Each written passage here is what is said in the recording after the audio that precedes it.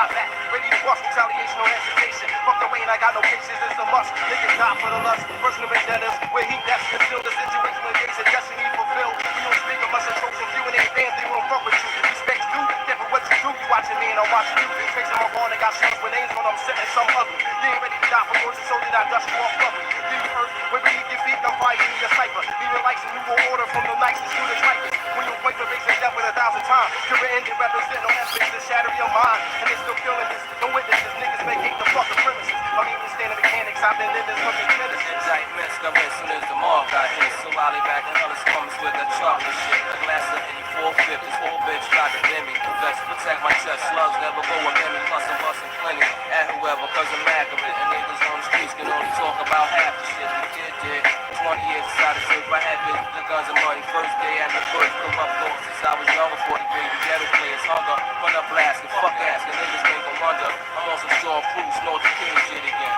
See me be a satellite inside the Libyans. My real team flip bricks, we got the key bitches. Legit business, farm cars, the street bitches. We smoke supply spammers that need coke. Gas alive, by time, you leaving my seat broke. You know the situation, on physical place you in. Stay before you recognize the fucking face you in.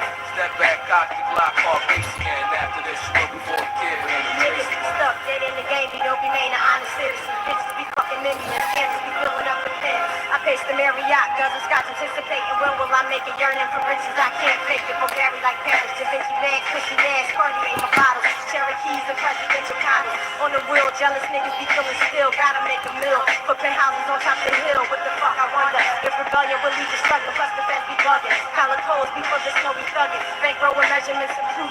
We got shit to move to re-up and stashing up a couple bucks. My luck, someday your destiny. Invading you like testing me. 199 follow the beat and the PDs. Why be pushing threes? With Pelly banging Scarface. Quality shoes and Cuban and diamond jewels. Smoke a pound or two. Gotta connect us from Peru to pharmacies. Banging. Don't run from us, won't be no slanging. What the fuck stuff? A fabulous strictly for ruckus. Philly finest be us. Videos be sporting versatile. Make the hoodies and turn. Millennials be stepping starrooms. Infrared beams. Desert eagles be real people. Shit for all my people. The peons, they say you're not a safety filled with the chopper. Bolivia rocking the Scotta. Twizzle now. Ice rocks up on the stocks. Mommy Lucha Grande. Lead to Vegas, that be the hideaway. Handling shit. In 97, you would die, wait, bitch.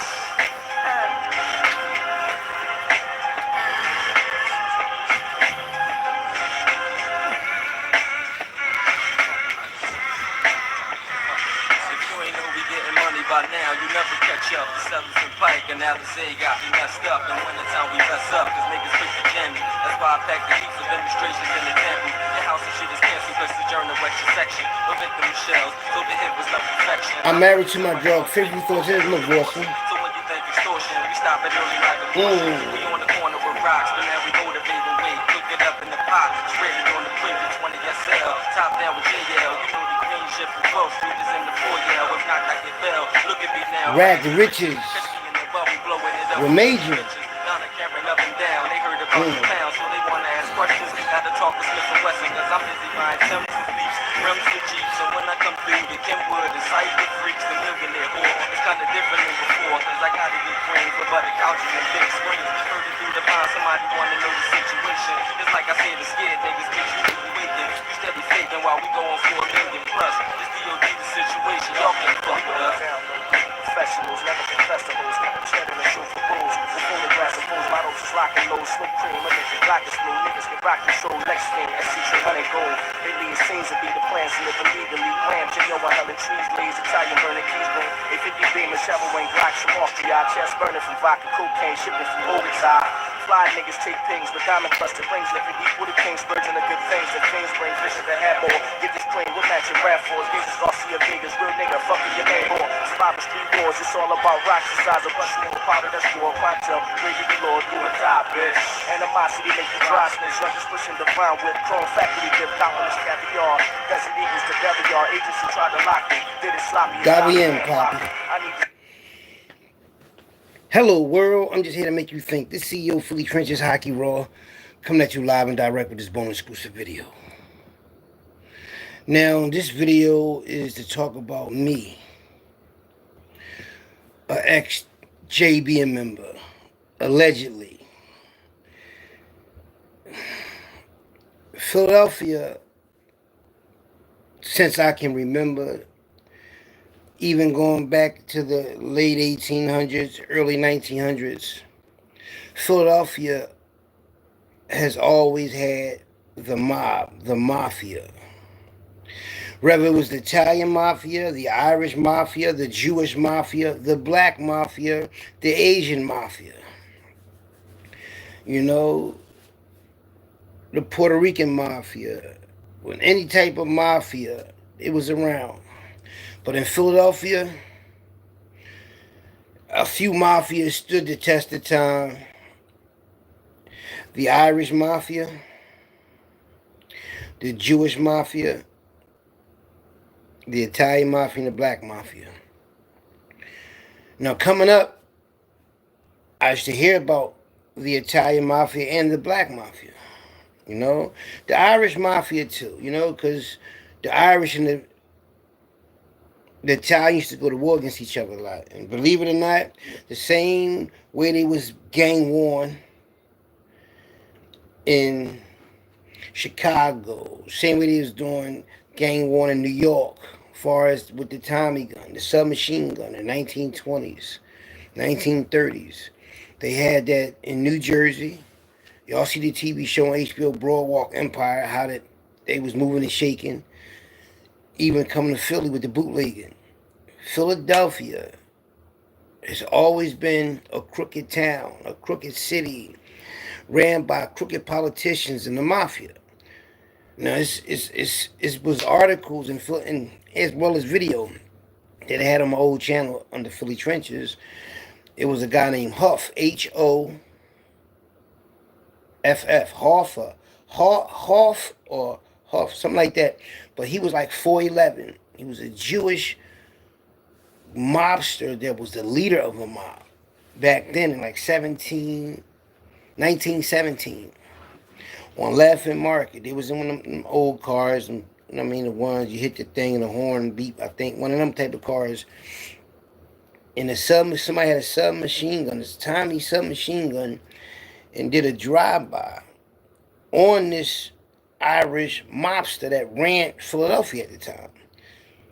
Well, ran, we still had a black mafia, but publicly and all that, they had him, and they tried to eliminate him, assassinate him, and they just killed the driver, which was his bodyguard. I guess because he's short, he probably got real low, and the bodyguard probably spent around and hit and got hit. Or he probably hit behind him. Back then them cars made out of real good metal, and y'all seen how them cars used to be from them old black and white movies. But anyway, let's speed it up. When I was a young boy, around 8 years old, my mom had gave me two things. Between 8 and 10 years old, my mom had gave me two things. She gave me a chessboard to play chess, and she gave me the movie, The Godfather, Mike Corleone and them. And it was a VCR tape, and she had bought it from the store, so it had the cover on it of the Corleones, and it was a wedding picture. And my mom said, "Son, this is the mafia. Watch this movie." And she said, "Family stick together." And I seen the wedding picture and I seen the family. I said, "Damn, it's about family." That's what I thought when I first thought about the mafia like that. So when I thought about the mafia like that, I got into it. So I learned how to play chess, which I'm a master in, and I studied that movie. And she said, "Watch Fredo." Fredo was the traitor. So anyway, as I'm growing up, I didn't realize that my uncle was second in command of the black mafia, and that he was helping taking care of my family. My mom and them was getting money and all that, but when my uncle passed away, that took a lot off my mother's plate. We was living real good. I was even going to private school, but once he passed away, I couldn't go to private school no more, which was only for 1 year at the time when I first started going to school. But before I was going to school, we was living real good. But I'm in school now, so I'm getting the best education. But when that happened to my uncle, everything changed. The reality, we had to get out there in them trenches and really be men at a very young age. So that's why I get this shit from being in the streets like that, because I had to be. So when I realized my uncle was a black mafia member and a real high-ranking one, really the boss, the second boss, the first boss, second boss, first chair, second chair. He was the top guy, and a lot of respect. So when I realized that coming up, hearing people say, "Your Uncle Smiley, your father," you know how people talk, grown ups, and make you feel good about your family and all that. So we already in the streets already. We boosting, going in the malls, going to stores, taking clothes, selling them around all these gangsters and hustlers and violent people. Unbeknown to us, we just this close to being like that. So the more we got into the trenches, the more we graduated in the trenches, as far as being trustworthy, as far as getting to that money, earning money. And you're in the trenches of any type of trench neighborhood, it's about loyalty and trust, keeping shit to yourself. And believe it or not, people that are the most quietest ones in, like, far as getting money, they not keep that shit to themselves. And you gotta watch them. Like, even though that's an art to do, they well respected because you never expected they doing all these things. So that individual, the quiet one that has his hand in that whole situation, knows everybody's business because he's a part of that circle. But he's the ones that don't make a lot of noise. But he's the one that's quiet that you least expect. Now, them type of people, right? You have one in every neighborhood, you know, and growing up and meeting these type of people and observing the trenches like these type of people, you get to learn that the quiet one is the number two man that's controlling everything. The real loud one that's the boss and everything, he controlling everything, but the number two is just waiting in the cut to take over. So when he does take over, right, he still keep that composure, but he's turning it up, getting people touched that need to get touched as far as that type of shit. So that's what I'm growing up and seeing and all that, right? So as me and my twin brother growing up and being loyal, being secretive as far as what we keep to ourselves. Because once we outside, we outside. Once we come in the house, we don't even think about none of the shit that we did in the streets. For some reason, we in a home is about family. We don't even talk about the streets. I'm not even making that shit up. The only way we talk about it, we like, yo, you getting up tomorrow, you going to go hustle. And we used to be a hustle in the crack house, and we'd just go at it. But it was just like an everyday routine to us. Even when we was young boys, going to school, whatever we did in school, we didn't come back and talk about it unless we talked about it amongst ourselves, but not around our mom, you know what I mean? So we kept a lot of shit to ourselves, not knowing that we are grooming ourselves for a bigger situation.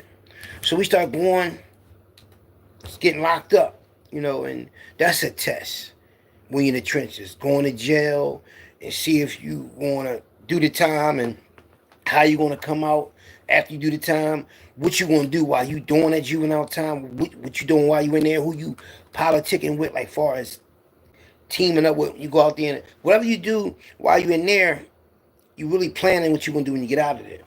So we graduating as far as in the trenches of being criminals and being in them juvenile joints. So when I get locked up and I'm up Glen Mills and my brother is in the trenches hustling, scratching and surviving, doing what he doing with our homies and friends or whatever,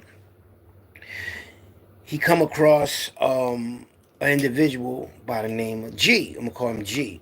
Gramps, street name. My brother started dealing with his sister Belle. So Mikey telling me who he's dealing with when I'm getting closer to getting the fuck out of this juvenile placement. And she was a well-known female from 16th and Styles that got money. You know what I mean? Her brother was a kingpin, allegedly. Mikey started getting money with him, being his enforcer, his bodyguard. It's like, for real, it's like his shooter. And they just connected. And when I come home, my brother introduced me to him, and I realized this boy is a kingpin because he's cooking up half of bricks in the kitchen. I'm seeing a coffee pot. I'm seeing it bust, and all this shit that I'm seeing, I'm just coming home. Everybody in the house on 17th and Susquehanna, in the middle of the block of 17th Street, his family, his sister, her son, and all of them, they happy to see me because they all on some gangster shit, but they heard a lot about me and they know I just came home. I'm stocky, got the glow, like exerting everything, because I ain't been out here in like a little minute. So my brother put me down on everything, so we with him. And this when we go around the city collecting his money, around the corner going towards Dolphin, Cumberland, York Street, and all the dudes that was in like the Wolfpack low life situation with us when we was taking money on the trains, a lot of them started to be drug dealers. And Gramps allegedly was fronting these dudes the cocaine, and they had owing money, and Mike would go around collecting it, and I would be with him. And some of these dudes was from our squad. So Mikey is business. He ignoring the friendship and the loyalty that we have for our friends. And that's what I'm saying when we elevating our game in these trenches. So I stopped my brother and Rockstar, which was a high-ranking, low-life Wolfpack member that was also a real gangster and a hustler. And he could fight, he could do whatever. And he hustling, getting money, doing his thing. I don't know if it's Cleveland Street, it's one of them little small blocks, Bavaria or Chadwick, one of them blocks they was on. And Sydney, one of them blocks, so we go up there and Mike says something to him. So I shake his hand because I just come home. I'm happy to see my homie, but he owe money. But I ain't, I come home. This is my homie. So he like, go ahead, Mikey, because Mikey saying, man, fuck that with that bread. He better have that money right, man. Next time I come around, I ain't gonna come around no more. So I'm standing between that. So Rockstar smirking, smiling, like, go ahead, Mikey, you understand me like that. But Mike, like, Mikey's dead serious though. But Rockstar is serious, but he ain't serious. I mean, like he like laughing about it, but he can instantly get busy. I'm right there. I mean, like it's kind of like fucking me up to see this go down. So we leave. So I confront him about it. He said, man, it's business, man. Fuck that shit. Fuck him. And I just imitated my brother. That's his voice and everything. I mean, that's how my brother was. Just like that. Fuck that nigga. You owe money, man. You know what I mean? We ain't playing out here and all this sort of shit. So late on that day, we get in the car. Now, mind you, we always on foot unless we jump in somebody's car. So we get this little small white car. It's nighttime. We drive up summertime too, because I ran like in May. It's like June now, and it's like we going like June, July. We going up Broad Street nighttime to go pick up some shit from allegedly Gramps Connect, which is the JBM. So, I ain't nervous or nothing because I'm just saying, you hear about the JBM and all that, and they on the news and all sorts of other shit, the way they paint the picture up. So now, I'm starting to realize that maybe G is in the JBM. Because they was either in the JBM or you getting shit off of them. But once you get shit off of them, you in a JBM. That's just how that shit go. This ain't no in between, and unless the nigga act like he ain't. But if you get money with them boys, you know what I mean, then you in the bed with them. You family. If they call you, if you call them and you got a problem, they coming because y'all doing business. So anyway, I'm starting to be like, damn, G is down with the JBM because he's picking up this shit. Two older brothers with beards, they sunglasses on. I see them, they see us, and I think Mike got the gun on him. I don't know if I got a gun on me or not. I'm not really sure. We both might have been strapped, but I'm not sure at the time. Right? Matter of fact, I think I do got the gun on me. I do. Because I remember what it was. It was I think it was a 38. I had it on me, but I'm there as security because even though he getting shit off, he know these people. I don't know him. But he got us with him as security. So why would he need us with him as security if he already doing business with these people without us even being there? You understand what I'm saying? So that's why I took this shit serious. So we get up there. It's a brown paper bag. A bag like this. It was a bag like this. Right? And it was like like this big too, something like this, and the half a brick of cocaine was in there. Boom. But my brother had got it from G. G passed it to my brother. My brother put it under his shirt. Got back in this small white car that's not tinted. I get in the passenger seat. We got all the windows rolled down. G get in the back seat. Boom. So now, before I get in the car and all that, I'm watching my surroundings. We're in Broad and Belfort. I'm watching my surroundings because I don't know. I mean, because it's a big ass transaction. It's the first time I ever done something like this, as far as picking up a half a brick. I'm 16 years old. I'm on the run from Glen Mills. I'm with my brother. He on the run from some fucking where, probably Slayton Farms. So we riding down the street. Soon we pull off, and I get in the car and all that. We pull off, and soon we get to the next corner. It's a red light, right? Just like this. This the car we in, and it's the cop car right behind us. They pull right behind us. They jump out. And when they jump out on us, mind you, all the windows rolled down in the car. Now, when they jump out on us, they on both sides of me and my brother. One on my side, one on my brother's side. And they like looking down on us. Because we in the car we in is like, almost like not that low. It ain't low to the ground, but it's low. And they like 6 foot something. So they looking down at us with their flashlight beaming on us. And mind you, it's summertime, so it's burning up hot. Because they stopped the car. And the breeze was hitting us because we had the windows rolled down. I got the 38 under my shirt. My brother, you understand me, got the half a brick under his shirt. He don't got no mustache, but he's sweating right here. Out of nowhere, he starts sweating right here. I said, oh, shit. Now, I know he probably sweating because it's hot. And also, he got half a brick on him, you know what I mean? He's 16 years old. So, they looking at us. And my brother talking to him, yes, sir, officer, sir, and all that. Mike know how to do that because we are professional boosters and we know how to talk to the police as far as trying to get out of a situation, kicking Elias and all that. So Mike know how to talk like proper and all that because he know what time it is. So they got a call to go somewhere else and they let us go. They ain't searches or nothing. They just asked a few questions, then they just got out of there. So what I thought when they first pulled us over, I thought whoever G got that shit off of was set us up with the police. That's just what I thought. Because, you know, I wasn't thinking to look through the mirror and all that shit. I don't know to do this yet. I ain't on point about this like this already. I ain't thinking like that until a few months go by. But after they let us go, we ride down the street laughing and joking. It was funny as shit because we was laughing and joking. But after that happened, that's when I start to turn up in the trenches, start to really rob people. Like, really, even though the boy got the half a brick and me and Mike with him, it's like for some reason, I did not want to be making money that way. I've been hustling since I was selling drugs. Since I was selling drugs since I was 13, right? In the summer of 1986. I liked the money, but it's like, you got to be there all day just to make the money. I ain't want to do that. So anyway, I'm robbing people. Gramps is with us. He hanging with us. Went to go take his girlfriend jury back one Saturday. I think it was a Saturday. I'll never forget, it was a Saturday. And we went inside the gallery. And it was the Chinese store, jury store open on the 3rd floor. And it was a case. It was a case like this. No bullshit.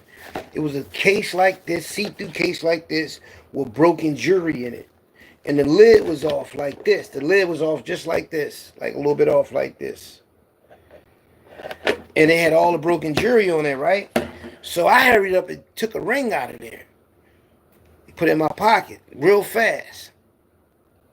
So Gramps' girl was there to get, we got on the train. And mind you, this boy is a kingpin, but we get on the train to go down we ain't driving no car down. We got on the subway.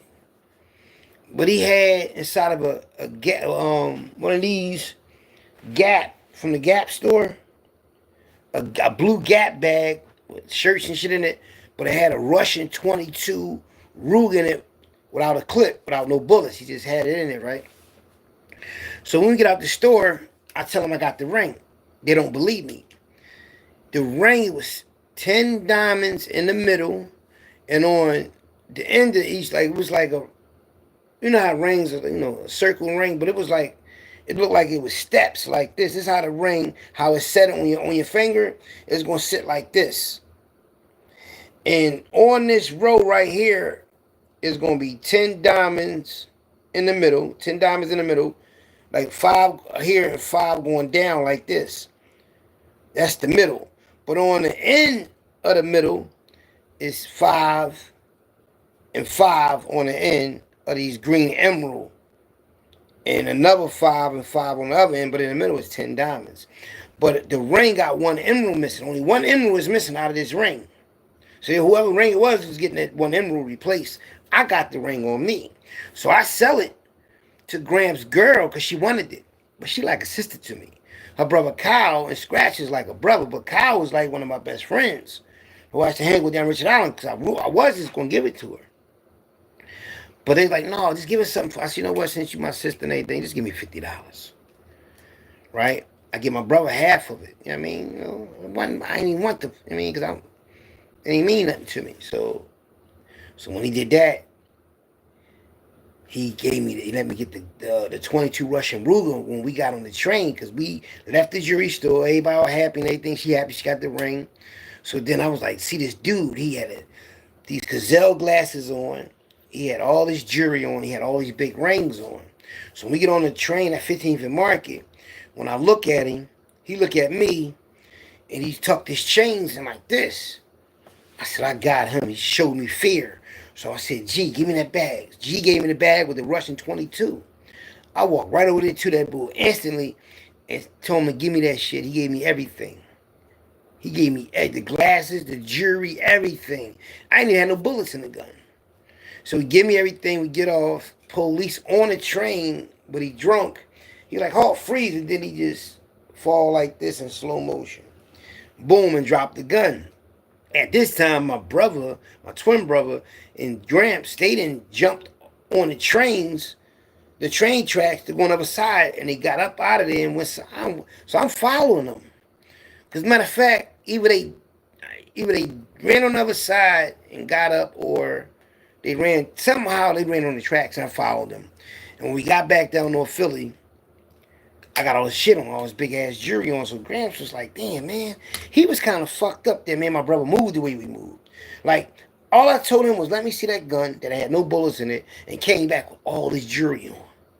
He was fascinated about that. So he was like, now mind, he getting money, but he liked it, that type of shit that me and Mike was into. So now out of nowhere, after all that happened, when I got my hair cut, got an altercation with these niggas on the avenue, on Susquehanna Avenue, that my brother did something too. But I held my ground. I ain't had no gun on me. I had a pocket knife. It was boom, and I pulled that bitch out real fast and had it behind my back. I was gonna get busy on both these dudes. They had to be like at least 4 or 5 years older than me. But my brother got in a confrontation with him and ground him the fuck up for some reason. And they thought they ran down on him. They ran down on me, the big brother. You know what I mean? And I was about to get busy on them, but them niggas backed up and kept it moving. And I told my brother, he went, man, fuck them niggas, where they at? So boom. So I forgot, I ain't know who they was, but you know what I mean? He must have knew who they was. So anyway, after that, I had got my hair cut and all that, went up my mom's crib. And then I get this phone call from my twin brother and my brother Daryl. They had joined the JBM. They went down Frankfurt. They got what they, how that went down. Mikey had went over Jersey with the whole Frankfurt. All the bosses and niggas getting money went over Frankfurt to this hotel, and they was getting all this money out the hotel. And he had females over there, and he was fucking the females and all that, right? So Mikey and my homie Aaron Fryer, that's on the thumbnail, they come back to Philly with my brother Daryl. And next thing you know, they get the proposition to go down Richard Island to be the security. They needed some muscle down Richard Island to be the security for JBM. Now, mind you, I'm already familiar with the JBM hallway, Richard Island and all that, because my cousin Barry used to work with them. He got shot in his back, was paralyzed and all that. May he rest in peace. I mean, he died years later, but I'm familiar with that situation. They always were some fly ass motherfuckers, nice sweaters, fly haircuts, and all that. But you know, my time is my time, and I like to be all tied down. I like to be free and all that. So they told my brother that we know that you have a twin brother. Um, Tell him that he's plugged in, he can't get plugged out, and we know he be on the trains. We know he the wild one. We know he like robbing people. That's exactly what my twin brother told me. So Mikey and them down there, they band security. They went down there with these black Philadelphia Flyer t-shirts on. It was black and had orange writing on it with the Flyer emblem. I'll never forget it. They all had the same shirt on. And they was doing security, and Mikey had the 44 long nose revolver. And that's the gun they gave him to do the security. So he's security mobbed out. So he doing that for a while. I ain't down there yet. So he started hustling. I think somebody that was hustling, it was Angelo or somebody, had, I guess, one with the JBM somewhere else or stopped being it. I don't know. But Mike started to hustle. And then I started to come down there to be his security. And I started to team up with other JBM members that was putting in work. And that's what I was, I guess, known for, was to enforce, hurt, and all that old type of shit. But selling drugs, I wasn't doing that no more. Fuck no. Till like 93. When I decided to put my package down 10th Susquehanna. No. 88. Before 88 I was hustling. With the powders I was hustling for this Puerto Rican boy in Lever, Indiana. And then I just took all that powder and went up Frankfurt with it. But then after that I started just, back and forth. Be in the crack house up Erie Avenue. But it was never like nothing long term that I stayed with, even though I made some good money. So anyway, 93, when I became a little boss, whatever. Before that, I started to get locked up and be around more JBM members from all over the city because, man, my brother already knew damn near the whole city already. So when we realized that all the neighborhoods we was known in had JBM members, we got to be with these different bosses, and because we was around some of the top bosses, we would be riding around with them in the car, being they muscle. And when they would go to see other JBM members that we didn't know, they would introduce us to them. And that's how we'd be cool with them. And they'd be fascinated that we twins. You know what I mean? Not just we was gangsters, we looked exactly alike. And although we was pretty boys, we was really ruthless and fly as a motherfucker. So that was like, it was easy because we was easy to be around people because he understands something. If I'm a level 10 and I'm around motherfuckers that's level 10s or around motherfuckers that's level 7s or 8s, I'm going to be a level 10 no matter where I'm at. So me and my brother was always direct. We was always like fit in without trying to fit in. You understand what I'm saying? And sometimes we took charge when we fit in. We'd take the lead of conversations, of whatever we doing and all that, because we quick thinkers. And then next thing you know, motherfuckers step back and let us do us, because damn, we gotta let them, because we gotta listen to them, because, and then we giving good advice to certain kingpins, drug lord, JBM members that we around. Because whatever the topic is about and there's a problem, issue, we know how to solve it, or whatever, whether it was good or bad. You know what I mean? And that's why people thought we was 25 when my brother passed away. We was 18. But we were just so advanced for our age because we was in the trenches early. And when I would get locked up, we would put on back of the letter, we'd write each other, every neighborhood we known in. We'd put JBM on there, Nation Islam on there, 23rd and Diamond. Any neighborhood we known in, we putting that shit on the paper at the end of the letter. Boom. So as we get older, more JBM members are going to jail that's more high ranking. And from being in the club and all that, from being around other type of kingpin that's not in JBM, we meeting other type of females and different caliber of individuals.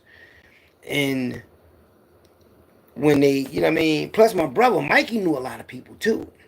From being locked up with him and going up Southwest and JBM and all that. So being locked up with a lot of these dudes. So when they would see me and they knew him, or vice versa, they would see him that knew me. It's like the more people we was starting to know and bond with, and motherfucker like, damn, I met your twin brother. You know what I mean? So when they got Vicious to put the work in, we was on a high-speed chase. This is the time little Bucky got killed. I want to run from you foster camp. You foster camp 2. This when I was wearing them high top green Gucci's in the summer of 90. Now, first I'm up Erie Avenue getting money. I go down Richard Island first. Check in down there, see what's going on. JBM hallway, go fuck with them like that. Go see my Aunt Shirley and all of them, and my cousin Brady, my cousins, the Divines, Tina Weena, and all of them. My cousin Tracy, my cousin, my Aunt Joanne, may she rest in peace. Then I go up Erie Avenue and start just getting money. Go up Frankfurt, start getting money. Then I go up Frankfurt, a high-ranking JBM member that got me and my brother in the JBM, he's up there, so now I'm back with him. He called himself having me in training because all the shit we doing. He take me all over the city. He take me to see Aaron Jones' cousin, Darryl Reg, on 52nd and Baltimore. He introduced me to the Monica Smalls and all of them, so we floating around the city. And then we almost got an altercation with this Jamaican boy in Frankfurt. Now we riding around with tape 38, 38 with the great tape on the handle joint. That's how I knew that there was a lot of bodies on that thing, man. A lot of bodies on. Listen, man, I wasn't just with just anybody, man. I was with little Celine from Frankfurt. And motherfuckers already know he caught his first body when he's 10 years old. And he older than me. And he's really the Tasmanian dumb. So when he get him mad, it's over. Now look, peep game. Allegedly, Aaron Jones had smacked him. Boom. Now at this specific time is a big war. South Philly, JBM members going to war against each other. Boom, because the top enforcers, they had their own little team. They already cold-blooded killers, so they already have in their mind. They might have to go against the boss one day. That's how killers think. When you're a cold-blooded killer, you might have to go against your own peoples because, they kill like you. And anything can make a nigga want to kill you. You can say something fly, you can be mad about something, and they say something to main man, and main man thinks about him, and it's a respect thing, and no wink links in the chain, you can't just disrespect and all that. So when they said he hit him, smacked him, and they said main man got killed and shot up in South Philly, this one I'm around. I'm around all this crazy shit that's going on. You know what I mean? But I'm like getting bits and pieces of why they enemies. But they say because he in love with some woman, some round the other top enforcers from Southwest, and they come up Frankfurt, they like, what's up with your man? He all in love with the bitch. Well, they don't say bitch, they say the woman. It's that third. He said he fell off. Now, mind you, this is who got me and my brother in the JBM. The other high-ranking JBM members know this and coming to me saying something about this boy. Saying he all in love with his baby mom. And he really was. This boy was in love with her. Now she ain't here no more. That's why he doing double life. She ain't here no more because allegedly he locked her for that case. I used to be with him. He used to smell her underwear and everything. Because he wanted to smell. She used any type of different soap, detergent. He thought she was cheating on him. That boy was there. And this was a walking, what word I can use? He was a Grim Reaper. Literally the Grim Reaper. You know what I mean? And I'm round him. And he taught me to watch the mirrors. If you're going to get on the bus, sit in the back of the bus, watch everybody. If you say you're going to get somebody, it could be 5 years from now. It could be 10 years from now. It could be 20 years from now. Long as you got them. Rock them to sleep. And make it seem like you ain't going to never want to do nothing to them. And then so I'm learning all this important information from him. But I'm also hearing it from other top JBM members about him, and where my loyalty is to him, because before the JBM, he was like a big brother to me, and a lot of shit went down. It was crazy, man, behind all that JBM shit. But when I was with him, and we was in a high-speed car chase with the police, because we down 18 from Master. And old head Pie here from Frankfurt had all these big houses down North Philly that he owned. He was down there fixing them up. We wanted to go see him. What's going on? Yeah, I mean, we go see him. So on the way back, they wanted to race to see who get to Frankfurt the fastest. So we start racing each other. Well, Salim driving, I'm on the passenger seat like this. And next thing you know, we hit Girard Avenue. We got the front of Girard. We passed the police station. Doing like 80 or 90. They jump right on us. Now when they jump on us, we jump on 95. They was chasing us so long that they turned their sirens off and just was chasing us. So I don't know what Salim gonna do. I just know I'm with him and we riding him and I got the gun on me. So when he get off the exit, he don't tell me he's gonna jump out the car. He just hit this small block before I got to my junior high school, Hardin Junior High School on Torresdale Avenue, Torresdale and Wakeling. When he's up in that, before he get into that area, but he on near Torresdale, coming off 95. When he hit this block, he hit all these, the parked cars is on my side. He hitting all these cars, so I can't get out. I'm trying to get out because he keep telling me to jump out. He said when I get off 95, he did say to jump out, I think, but he ain't say it till we got to that block. So I'm trying to open up the door, but I can't because every time I try to open up the door, the car door that I'm trying to open up is smacking into the parked cars. Because say this the parked cars right here. This the parked cars. Say this the parked cars right here. This right here is the parked cars. This us. This how close I was to the parked cars, just bumping into it. Bumping into it as he's riding down the street. Then he just jumps out the fucking car while the car is still moving. Now, before he do that, all these white people running down the street.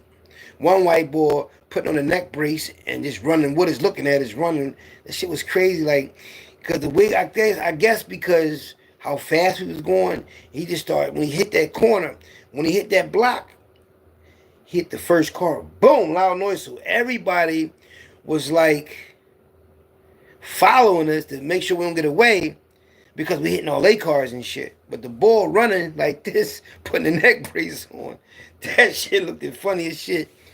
I think he did it because either he did it because he was already fucked up, or he did it like to say, okay, I got me a lawsuit now.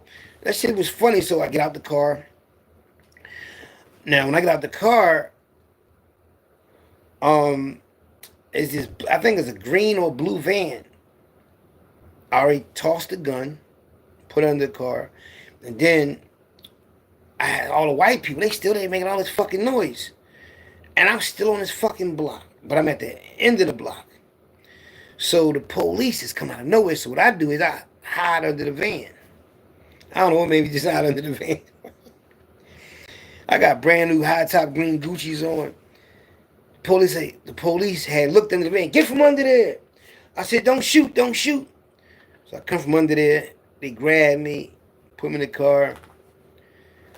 I don't know how they find Salim, but they found him. Now they got us both in the same police car, and they got us at the police station. Now on the way to the police station, man, we got the police station, and they had Michael Thomas. Michael Thomas was with us too. They got it. I think somebody was in the backseat, Michael Thomas.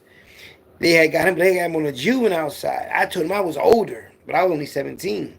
But I'm on a run, so we keep hollering at him. Don't say nothing. Don't say nothing. So the police was like, "Oh man, y'all in trouble now. You know how many accidents y'all caused? You know how many people got hit?" I'm like, accidents? I ain't. We were 95. I ain't know. But they was chasing us for a long time. So they let us go though, right? And I didn't understand why they let us go, but they let us go, right? But one of the cops, he knew from being in junior high school together, right? So they let us all go. All that shit that happened, let us go, unbeknown to me, that the FBI was investigating the JBM. So they didn't want to lock him up or lock us up for that. They wanted to get some bigger shit. So that's why I'm assuming they let us go. But allegedly, they said Main Man was working with him. You know what I mean? That's what he was going around saying to JBM. But I don't know. I'm just coming home. I don't fucking know. I'm on a run from the joint. I don't know. So We still out doing our thing, our ones and twos, and then I wound up getting locked up because I robbed the crap game. Well, I ain't robbed the crap game up Frankfurt. I lost my money in the crap game. Then I pulled my gun out, started robbing people, and then Joey Tunstall, my old football, like with my football team, he pulled a big ass 45. I was like, "You about to go ahead, Hawk." And I wasn't going to do nothing to him. That was like one of my best friends. So, but them niggas knew I was on some shit. So I leave. So when I leave, I walk up the street. It's this young boy. He got a knot on him like this big. So I snatched it out of his hand and looked at this shit. It was a $5 bill and all this fucking newspaper in the middle. So I threw this shit on the ground. Me and Barry, we still walking up the street, but I'm high off Xannies, I think. Police came, and I couldn't even run because I know they was coming for us. I was high as shit, so they locked both of us up. They locked Barry up because Barry was fighting the police for me. We get down to Roundhouse. That shit was just like on Trading Places, the movie. 1,000 people in the cell with you. I'm the youngest one in there. I'm cold. I got a short set on. Barry take his dress shirt off and give me his shirt. He had a t-shirt on. He started talking to everybody in there. The white people and everything. That shit was crazy. So when I get out of there, I go back up Frankfurt. That's when man Romeo had to fight in the middle of the street. Because Romeo beat me the first time we fought.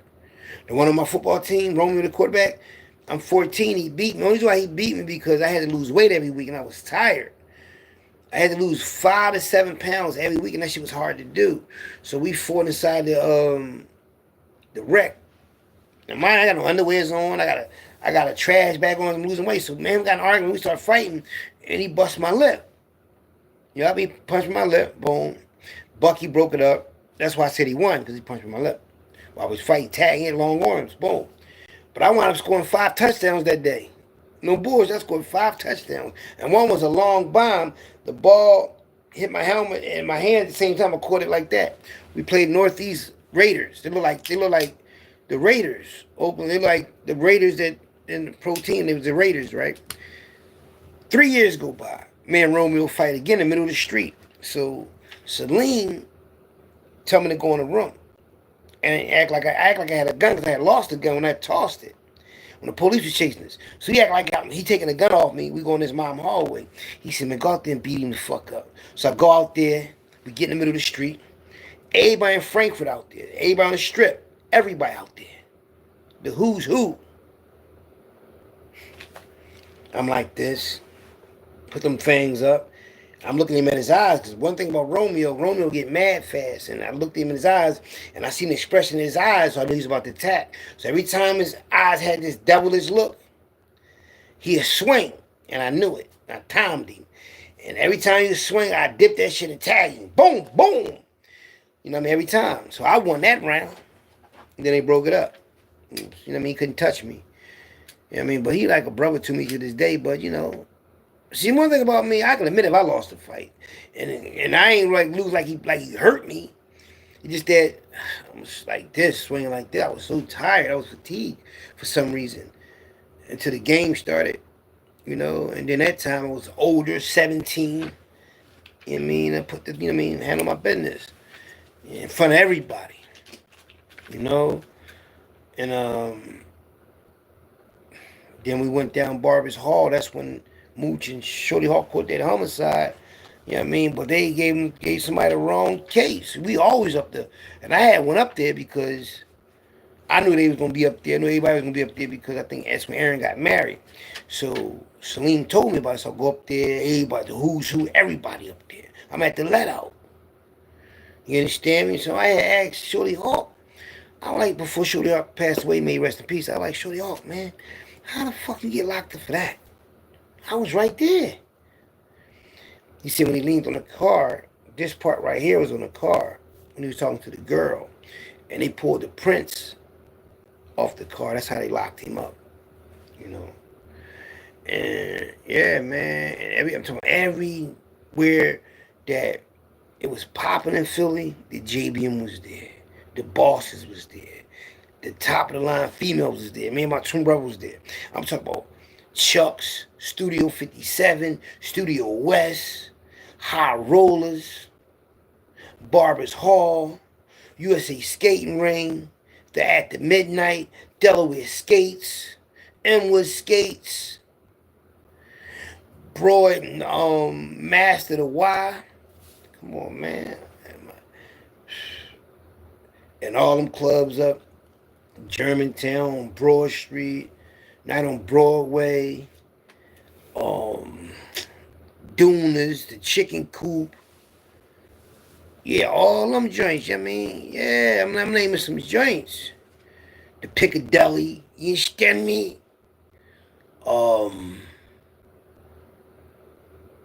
What other joint it was at? There's another place we always should go to. The El Dorado, the golf club, the motorcycle club. These are all the spots. I'm naming spots. Who's who? Who do you think you are? Oh, yeah. In the late 80s, 88, 89, I'm your Mr. Big Stuff. That's when I was up here rehabbing. You know, let me tell you something, right? When I got locked up, 18 years old, I'm over Holmesburg. I'm on a run from the juvenile place. I'm over Holmesburg. Y'all see I had my head high around. Everybody that was somebody was over Holmesburg, man. Fighting homicides. You had a drug case, you over probably the house correction, a pick. But when you got that drama, you fighting bodies. And what, man? It was like everybody on the block damn they had a body. Or shooting. Gun case. Strong on robbery Jones. You know what I mean? My bail was 100,000, man. Look. My first adult case. I don't know if it was my first adult, but I think it was. Because I'm doing juvenile life. I escaped from the juvenile placement. Catch cases for going down 12th Street, shaking them down, extorting them. They called the cops on me. Police locked me up and give me 2 on robberies because the drug dealers in North Philly put the police on me. Right? I'm over Holmesburg. You know what I mean? So niggas probably think I got a homicide and all that. I'm over here for robberies. 50,000 for each robbery, man. I'm like, how the fuck do I get this type of bail on my first adult offense? So I had to open up the law books and read some books and say, hold the fuck up. You mean to tell me they gotta have my trial in 6 months? If not, they gotta let me go? I filed that shit so fast. And when you file that paperwork, whether you got a lawyer or not, they're not gonna look at it till you go in that courtroom. You know what I mean? So I'm around all the most dangerous people. Didn't nobody say you go to Holmesburg, you're going to get raped, people raped. They ain't say none of that shit, man. When Wallow said that shit when he was on the Skinny show, how he was scared something going to happen to him, and he didn't know how to read until he went to jail and all that little bullshit. See, he said that in the Real Gully TV, he was scared, and he thought that, motherfuckers think that you get raped and all that and go to jail. I mean, it all depends who you is. If you're a weak individual, you are gonna be fooled. But if you're a strong motherfucker, you thorough, man, ain't nothing gonna happen to you in that motherfucker. Believe that. You know, I was walking around that motherfucker joint cause listen, this is what they have they give you these when you're in jail. They give you these yellow armbands, right? Or they give you a yellow pass, and you need that to get out your cell so you can move around. It'd be something like this, but it'd be like a little wider, right? So I learned that coming through the system. Cause one of my cellies was a bank robber, you know, and he had the thing on his alleged bank robber from Logan named Buford. Buford allegedly got the Jamaican boy to let him hold his wristband. And when you put the wristband on, he got his information and he told him to pay his bail. Paid his bail. Because Buford had a detain on him. Back then they ain't had a pitch ID and none of that. He used the boy armband and made somebody pay the bail. And he got out of jail. Yeah, he was my celly, man. You know what I mean? And everybody that I was around, they was the generation before I was, you know what I mean? You know how always generation before you, or 2-3 generations before you. I'm hanging with them niggas. I'm hanging with niggas that's born in 62, 61, 63. 66, 68. I'm born in 73. You know what I mean? But we mobbing though. Cause we young, but we getting it what we feeling, cause that's how we always was. We always was the youngest ones, other than Tom from Ram Squad, that was in them trenches like that. We just raw little young boys. I'm not saying I'm tooting my horn, I'm just letting y'all know there's some facts, man. These dudes get on here and be trying to like dress it up like they living that life, and when you really live that life, you don't brag about that shit. You don't go around letting everybody know this is how they should treat you because of what you into or what you did. But these fake motherfuckers, they like address themselves up like they really lived that life and try to really want that respect and hate on a motherfucker that's really built like that went through that, and talk shit about them. You know what I mean? Because they jealous because they wasn't born into that and they didn't come. I mean, they didn't have a heart to move like that. You know, so when I look at what people glorify, like the rappers when they make their rap songs, or somebody's on the internet acting like they somebody they not, or acting like they somebody they know. You know, some people want to play that part because they know it's thorough, so they want to be that so bad. Not understanding that the only reason why we was that, because we was surviving. See, the way I survived is the way people glorify shit. If you was in shootouts, you got shot before you went to jail, you shot people, kidnapped people, sold drugs, robbed people, kidnapped them, had a team, moved out on people, gave out orders, collect money from your block, because this is your block and they your workers, or a motherfucker that was on death row before, who did time in penitentiary around mobsters and gangsters and killers, going on visits with mass murderers. I was going on visits with death row inmates. We would get on a van together and be in the same fucking greenhouse / visiting room together. Because we in the same hole. They not going to just take them and then let they go visit, and then I got to wait till they visit over to be in the visiting room with them. No, we go in the same time. That ain't how they work. They human beings. They think they ain't going to, man, fuck, they ain't going to try to make their job hard. Especially in the summertime when they got to walk you the fuck up to your visit in shackles or drive you in a van. But you sitting right next to somebody that's on death row. See, people don't understand that, man. So the shit that people been through in their life ain't what I've been through, and they wouldn't be able to survive that. I just was going with the flow. And then when I talk about it, y'all be like, damn, he had a crazy life. Man, if that's crazy to y'all, then it is a crazy life.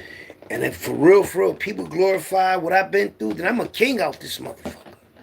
For real. See, these other dudes can get on here and lie to y'all, but they not the ex-boy gonna say, I wasn't in a JBM, I ain't no ex-JBM member. That ain't nothing I'm bragging about, but it is facts, though. It's the truth. I don't gotta lie about no shit like that. When I first got on the internet, I said ex-JBM member, HAKEY Raw. Ex-JBM member, HAKEY Raw. Yeah, plus y'all seen the video. Y'all, I'm gonna show y'all something. I'm gonna show y'all a JBM conversation with Brian Moochie Thornton, the alleged JBM boss that took over the JBM when Aaron Jones got locked up, you know. And the motherfucker was up Southwest was like, he ain't JBM, he ain't this, he ain't that. And then they come out and say, oh, he's from Moochie and them team. So I'm about to show y'all this right now. Because y'all know y'all want to see it. Who that with the Coogee sweaters on? Oh, this my neighborhood, even Diamond. My young boys. Rick and them. You know what I mean? Radio and my young boys. They're even Diamond. You know what I mean? Let me say they on, I think they on Philly Street Legends.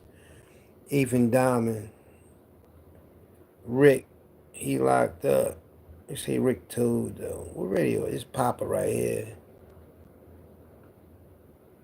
I don't see radio on here. Radio ain't on this picture.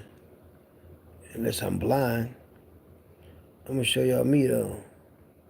Alright, now this is my joint right here though. See that? It's one of my pages right here. But I'm about to show y'all. That red, what's this right here? My Philly, my banner.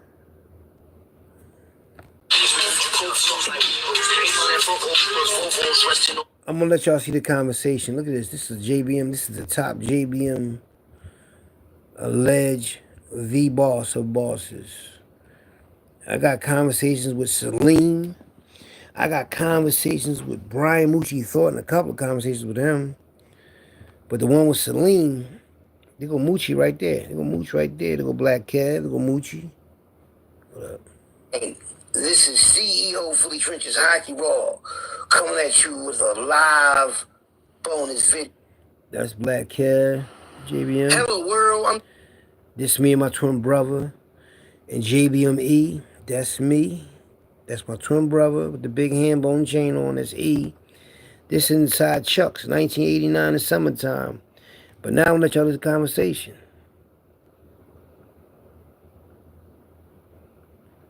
This fucking...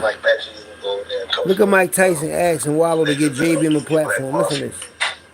And help to give them a platform to see who they really are.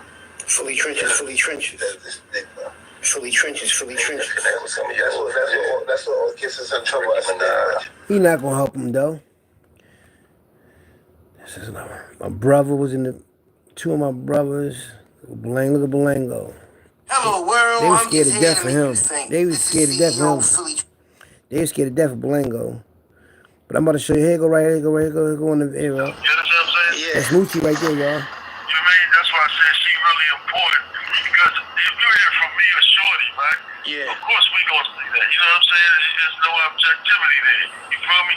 Yeah. So you hear from some of the victims' wives and she said, no, police told me to change the testimony. Go ask me. You understand what I'm saying? Yeah. You can tell. What that say? You understand what I'm saying? Yeah. Ex-JBM crime boss Brian Moochie Thornton, and alleged JBM top enforcer, Hockey Raw. You know what I'm saying? There's no objectivity there. Philly Trenches. Yeah. So, Hakeem, Hockey Raw, Brian. The victim's wife, and she said, no, police told me to change the testimony. Go ask me. You understand what I'm saying? Yeah. That's Moochie talking about the night we all was out there together in front of Barber's Hall, and him and Shorty Hawk caught that homicide. This JBM shit. Look. Listen, look.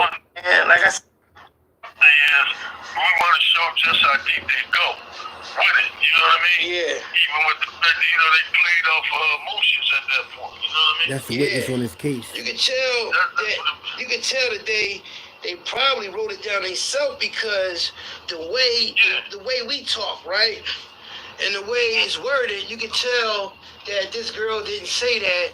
It's like they make sitcoms, and they be forcing words to try to make it seem like that's how we really act. But you can tell that the girl was coerced because she said she got out of the car and she calmly walked to the gas station, right? It wasn't even no Texaco, around there, no Texas gas station. She said, it was a Texas gas station, like that happened. A person that screamed, they get loud. They be all disembobulated. So this girl, she had too much of an accuracy, and all they statements was accurate, saying the same exact thing. Right, that's what you want to show them. You see what I'm saying? I'm gonna tell y'all who I'm on the phone. I'm gonna tell y'all who I'm on the phone with. That's what you want to show from that standpoint, because we never on that side. Yeah. You understand what I'm saying? We never on that help side. So to show how they will coerce a person. I'm on the phone with him. It'll be good to have that come through. Brian Moochie Thornton, that's who I'm on the phone with. I'm on the phone with him right there. We gonna be emotional no matter what about the situation. We know that shit. You know what I mean? We I'm on the phone with Moochie. We know how they gonna play. Exactly. I know y'all coming at me any kind of way, and every kind of way you possibly can. You see what I'm saying? Exactly. Like I said, I ain't even a shooter, but you made the case all about me. You know what I'm saying? Exactly. And in fact, how they gave you time. That's why I want her to say something. That's why I want to see what she has to say. How they turned the case all the way into my case. You know what I'm saying? Yeah. Like, okay, this really about him for real. You know what I mean? Yeah, you can tell. What she first said, let me go, for real. Yeah, exactly. First she said, all he did is came to the car and said, man, what's the problem? Now, where was that coming in? Exactly. Every time I said, go ahead and shoot, he was going to shoot. Everybody know that's a change up. You know what I mean? You won't forget that. Do you know the U.S. solar companies? Exactly. Talking about that So homicide. that's why I said, Told y'all. down this He Alzheimer's talking about mass, and I told you she's probably a willing participant now to say that it was coerced, and they know, and she know the climate and what's going on right now, right? So she understands that we going after the police, not her. You know what I mean? And nobody can blame her. She was emotional. That was her due. You know what I mean? Exactly. So nobody can blame her, but she can tell the story of what we need to be told of how they play. Exactly. Because my thing is, how can everybody have the same testimony saying three-piece suit, double-breasted suit, and all that? We don't even talk that way. Right. Yeah, we don't do all that. She said they described me as God's wife. They described it. Let's show y'all something. And then he make everything about this CI. CI is supposed to have a number next to the word CI. CI's number. Ain't nothing never come from no CI. Exactly. That's another thing. Anybody that read that understand that part. Any legal person that reads that say, well, where the CI at? Exactly. When did he come in? When did y'all call him in? Where the report on y'all called him in? He identified this and said this and that. That ain't a statement from a CI. That's a statement from the cop. Exactly. Saying what a CI said to him. Even if that was the case, you still have to bring him in at some point in time. We don't know who he is. Exactly. That's Salone. I just seen Salone in the buffet the other day. Every CI. His birthday coming up. This Every CI has a number J-Mo. next to the word CI. Like what CI number I is? just seen him in the You know what I'm saying? buffet Plus, every yesterday. CI they pay to have a bank account with. You know what I'm saying? See, by him making the CI up, right? And if they did go for the CI, that means they paid this cop to pay the CI. So that man, he didn't know that. He committed fraud, perjury. He committed a lot of things that he got to be accountable for. And now they see through it. That's my thing, right? Why would he have a CI? The cop. You understand what I'm saying? He was a patrol cop. Where you got a CI? Exactly. Where you get a budget from for a CI? You understand what I'm saying? You a patrol cop. You ain't been working at that time. You have been working for over a year, maybe a year and a half, maybe. Why would you even have a CI? You know what I'm saying? Yeah, like, they rolled the dice with him. You know? Because they played it off and said, this why they rolled the dice. Because they was going to stand behind. Remember, they never gave me that statement. That statement I got showed to you, that wasn't told over in Discovery. You understand what I'm saying? Exactly. That was from You heard what he said? He said the paperwork he gave me. I got the paperwork. Listen what he said. Stand behind. Remember, they never gave me that statement. That statement I got showed to you, that wasn't told over in Discovery. You understand what I'm saying? Exactly. That was from an investigator that I had, independent of the case. After the case was over, they never turned that statement over on the scene. Now this right here is Brian Moochie Thornton talking about the case, the homicide case that he's locked up for. That I was out there that night at Barbers Hall after Aaron Jones got locked up. We all met up in front of Barbers Hall, and then that shit jumped off. You feel me? But I have like more videos of him talking about. I think this is right here. It's another one. Where all the stuff comes, this is where everything get crooked at from the very start. You know, lawyers not gonna go that deep for you unless you pay them a whole lot of money, because they get money for going to trial. Yeah. So you know they just get billed for the hour of going to trial. But things that happen just like in our situation, right? Yeah. Nobody never checks the arrest warrant. So I got like 4 videos everything. with him talking about the homicide case that he caught, I think June 6, 1990, the summer of 1990, June 6, right? I got the paperwork and everything. I'm talking about the paperwork where everybody testified in that case that got Brian Moochie Thornton convicted. I got all of it. The son sent it to me. Now, there's a lot of loopholes in this case. He about to come home, though. You know what I mean? Because the cop lied on him. The cop said that Moochie had a 3-piece white suit on. Moochie had cream on. He had a cream, like linen or silk. I think it was silk. He had silk on. Born with linen yet, but it was cream. Shirt, pants. He had a 3-piece suit on.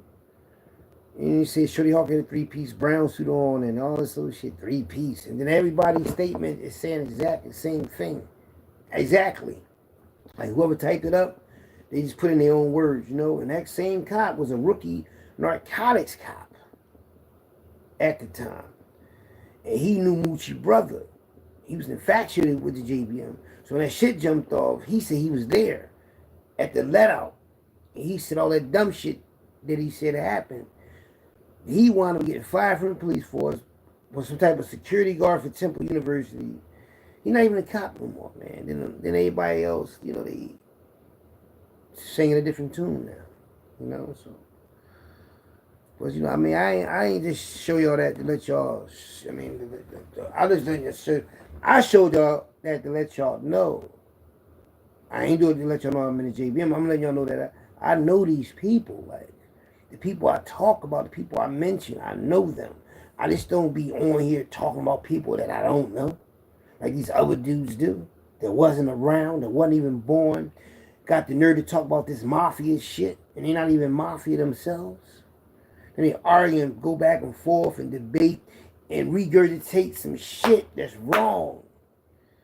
You know, you can't play with nobody's life, nobody's past, nobody's legacy, nobody's history.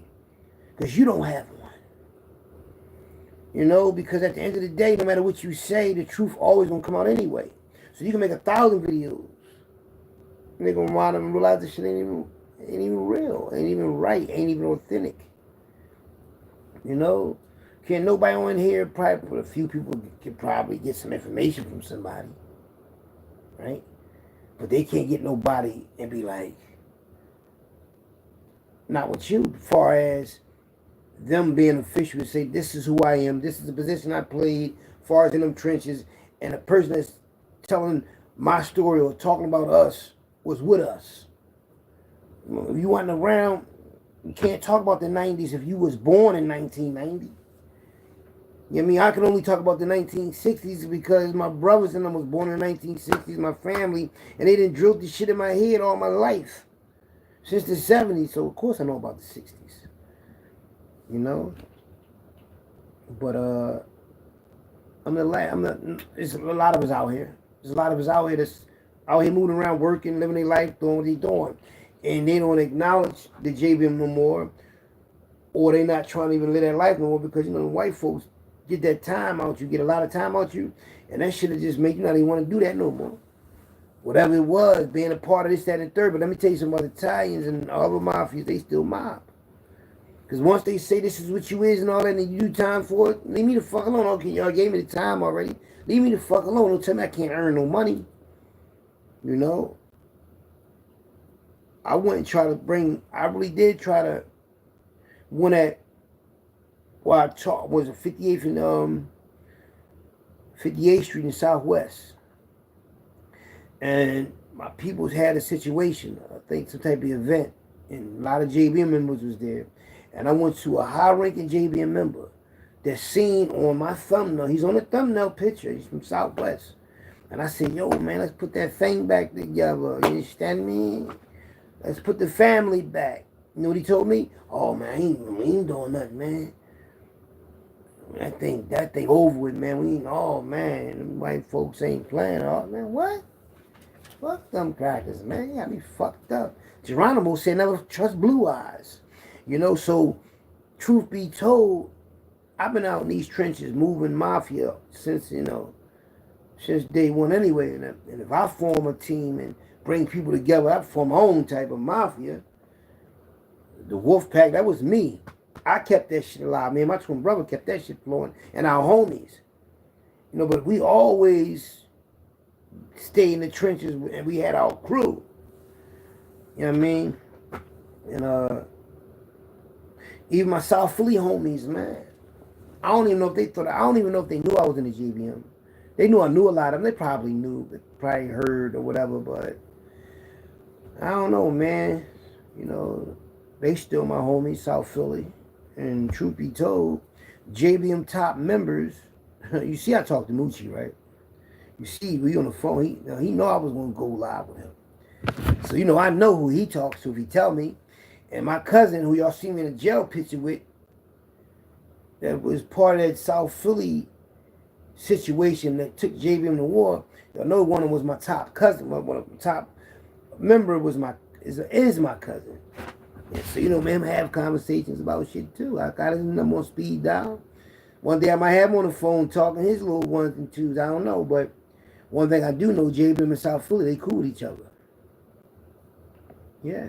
Because South Philly niggas that's home is helping JBM members that's locked up. Yeah. So they got cool in jail. Because top JBM members, right? It's about money with them. It's about business. And them women, oh, they care about them women. They care dead about a woman. Believe that. I knew for a fact they care about a woman. You know? But Mark Casey and all these top JBM brothers from the early 80s, they might have been before my time to 89, but at the end, when it was like dying down and I was rising up in that thing, I got a chance to meet the people behind the curtain from Mount Airy and Uptown that the Daily News used to talk about, saying it's JBM members, there's college graduates that's behind the curtain, behind the scenes from Mount Airy. I met a few of them. I know a few of them. I really know them. And they really know me. And they are intelligent. I don't know how the Daily News got that information, but I think I kind of know how though, because one of them said, well, they said in the paper that one of them cooperated. And when I was around him and I read his, like, you know how you read somebody's aura, like they ain't got to say anything, but you can just, the body language, his body language gave him up. That's how I know he really told. But what he told, I don't know. But one thing I can say, his name is mentioned an awful lot. And they show an awful lot of him. And one day I seen him in a sneaker store, Foot Locker. And I had a mask on and everything. And that's what I said to him. I said, you know who this is? And he had a mask on and everything, but I knew who he was. He said, I know that's Twin.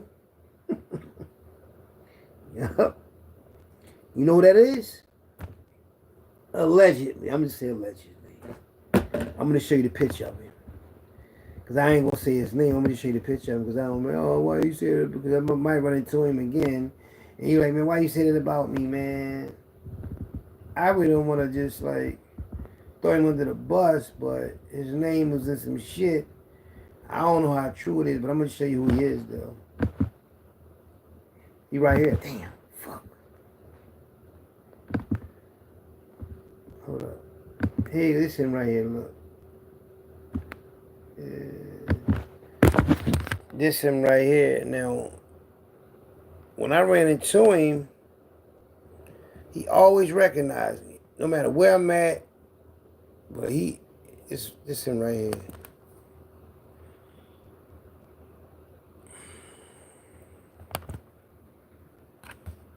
Hold up.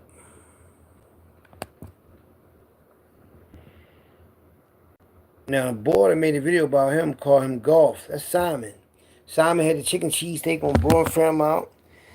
And I seen him in Champagne's on Germantown, Shelton. But I seen him in his Foot Locker on Broad and Oxford. He knew who I was, but he looked like he was in a disguise. Dark glasses and all that. He looked much older. But his demeanor and everything, man. He always was acting like that around when I was around the other top motherfucker I told y'all about. They gave me the red Benz. When I seen them on a wedding picture together, that's how I knew who Main Man was. I'm around this boy the whole time. I'm around him the whole time. I'm sitting on paint cans while this nigga driving. And then one day I go to his house with him up Mount Airy and I see this wedding picture. Simon was on it. Main Man was on it, but he was in the middle of this wedding picture. It wasn't even his wedding, but they took this big picture with all these tuxedos on. And he was in the middle. And Simon was on it. But I knew Simon was JBM. But I remember what the Daily News said, the top members was behind the curtains and they went to college and they were the masterminds and you never knew who they was. And I said, get the fuck out of here. I looked at the picture and said, damn, man, you family, huh? And I said that to him. He said, hey.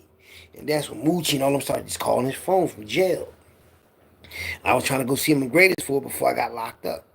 Before I went upstate in 94, I was trying to go see Moochie and them. And he said, and the Moochie on the phone was like, "Now see you with the big fella?" And the main man was like, "Yeah, Moochie and them used to come to the big mansion and drop off trash bags full of money." That's just what he told me. So I'm around motherfuckers. I'm really around them. I ain't just around niggas because you just can't be around these type of motherfuckers. And the people that me and Mikey knew, far as that was in the M, that was the old head Bill with the limp, messed up leg. They had the garage, the car garage, auto shop joint down the bottom on 40th Street, and the one on Germantown and Huntington Park. Yeah, man. And these dudes is really those dudes, man. And I'm around these dudes, 16, 17, 18, up until I was 21. I'm around them niggas for 5 years of my life. Even in prison, when Black Sam, what they call Black Magic, the one they said brung Bucky into the JBM, when Bucky tried to put the crooked dice down. Me and Magic used to run the track together in Greatest for 12 laps sprinting. He used to always come to my cell all the time. He used to come to my cell for Dex.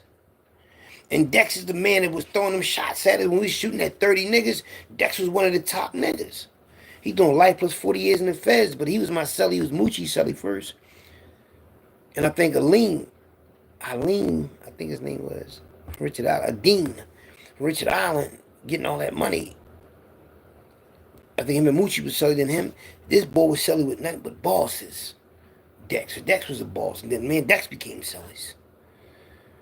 And Dex didn't want to break the package down. The package came through the jail. He tried to front on me, man. You understand that? But these probably the, the pretty boys of the JBM. I mean, under Bucky, Tulich. But the rough, rugged, put the work in boys was the North Philly niggas. West Philly niggas, too. You know what I mean? Southwest. Not vicious. We was vicious. Already vicious. But, they fucked a lot of bread up, man. So, when they fucked the bread up, it was, like, niggas was ratings. He brought this nigga in the fold. You bring a nigga in the fold and fuck up the whole situation. Y'all gotta watch. See, the reason why I'm telling y'all this, right? And they got King Tut, right? No, King Tut first cousin, right? Is my brother Sekou ex-girlfriend, Tanya. Tut. Now, one day, I'm gonna get all Tut pictures, and I'm gonna get his cousin Tanya, and I'm gonna interview Tanya. And I'm gonna have all the pictures. And she gonna break all that shit down about Tut. Yeah, man, it's like, listen, man, like, you have no idea, man. Like, my sisters, my brothers, my family, like, we all entwined with that life, that mafia JBM shit. You know what I mean? Like, all of that shit, man. Like, when I watch these videos and see all the individuals, like Tellermade, Bucky is about Bucky, right? Tellermade, you hear J-Mo on the phone, you hear they pop Ricketts on the phone, and you see Salone in the video, right? I just seen Salone yesterday, and his mother.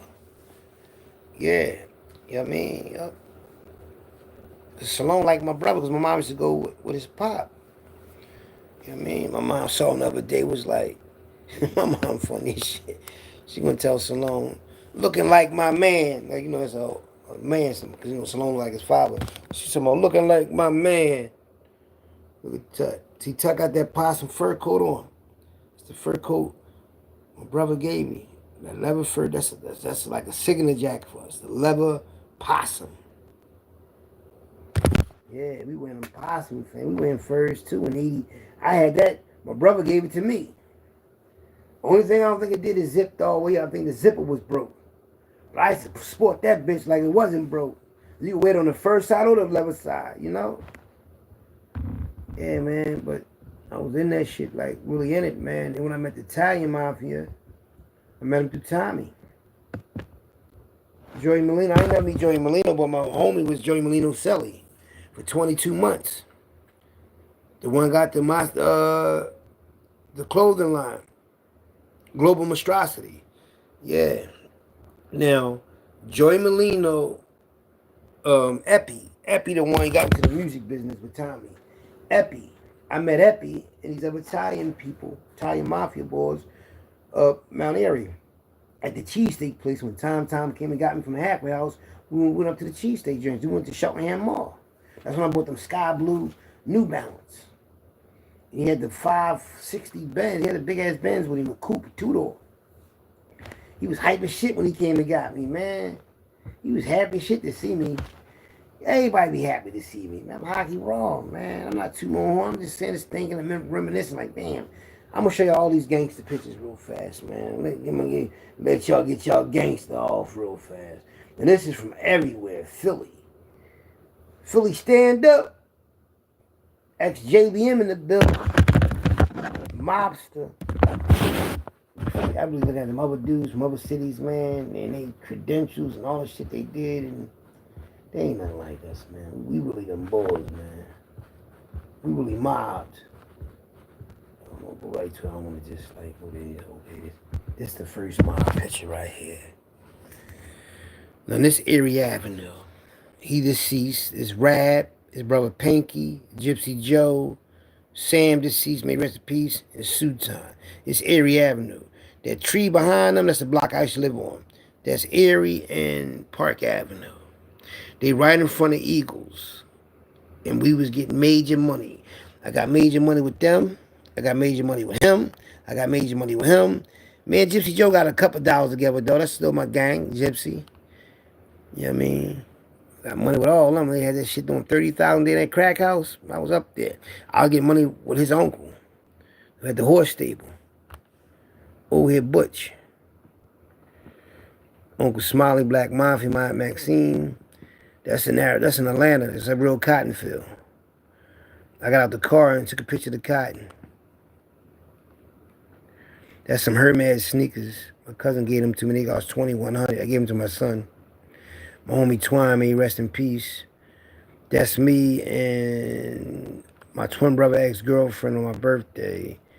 That's Toya. I used to go with her sister Carolyn. They look just like the Toya Jackson and them.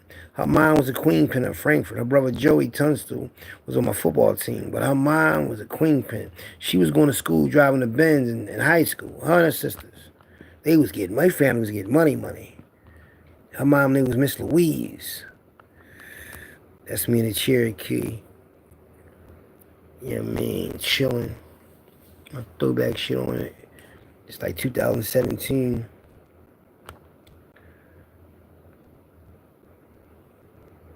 It's Hockey Raw.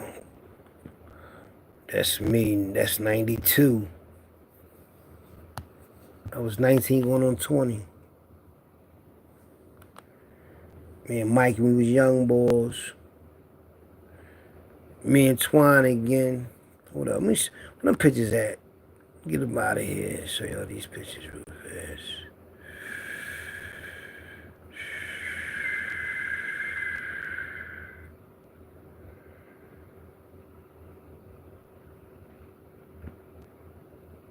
Look at me. I'm in Maryland.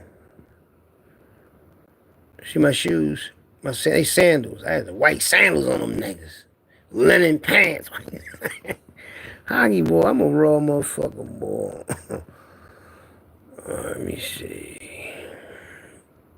Here they comes, Twine. These sneakers right here, they LeBron cost $350. I gave them away to my brother. He cost $350. They're LeBron James. Bubble going all the way around. Sold the red bottoms though. Sold them for $500.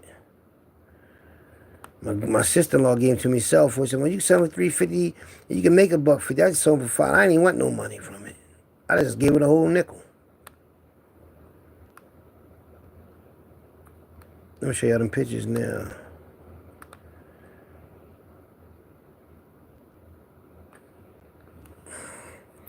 My Uncle Smiley, the Black Mafia.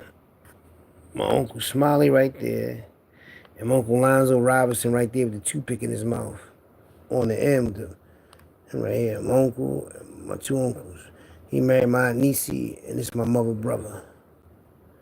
That's Tank, the one he went through something, went down Richard Island. And that's the original Black Mafia. That's the Black Mafia. They locked up. And this is the South Philly generation after that. Back to back. Kevy, Kabir, Fuzz, Bubby, Fly Nut, Dean right here, Malcolm, Bubby, Fuzz. Keon on this picture, but they ain't showing him. But this in greatest for it.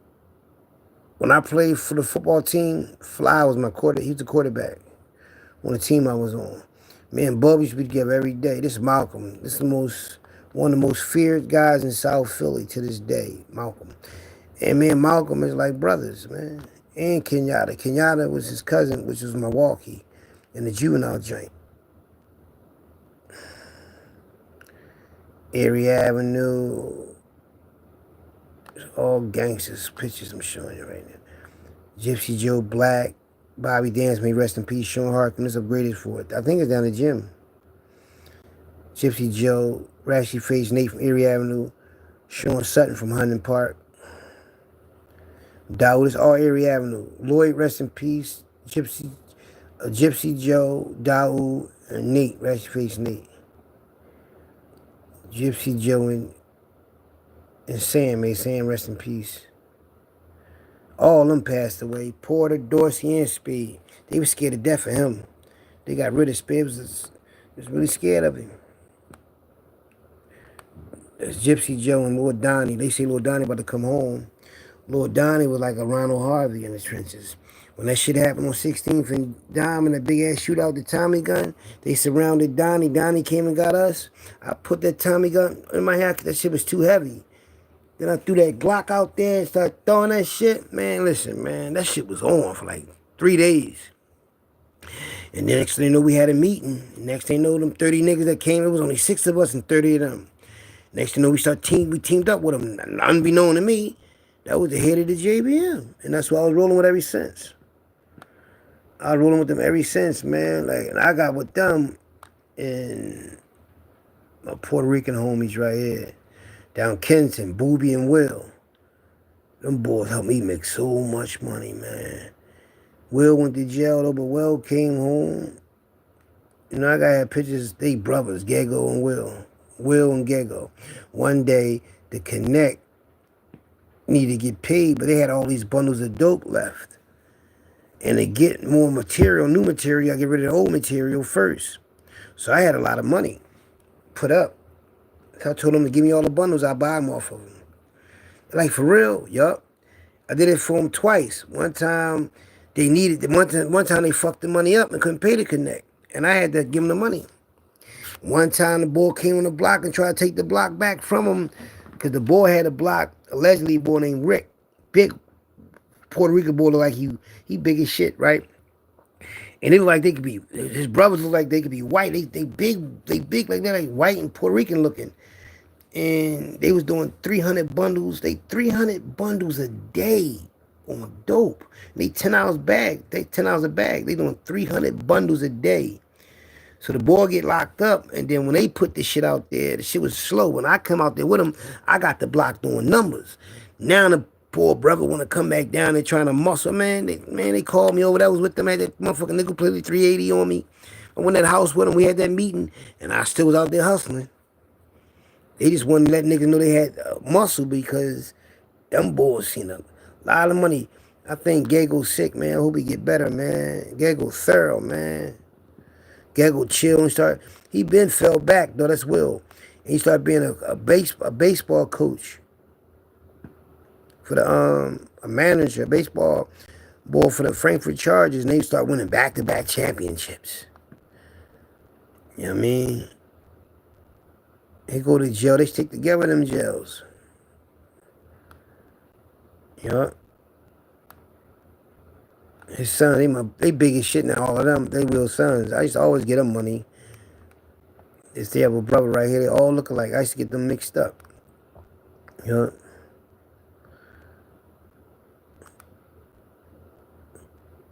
Boy, got a lot of heart, man.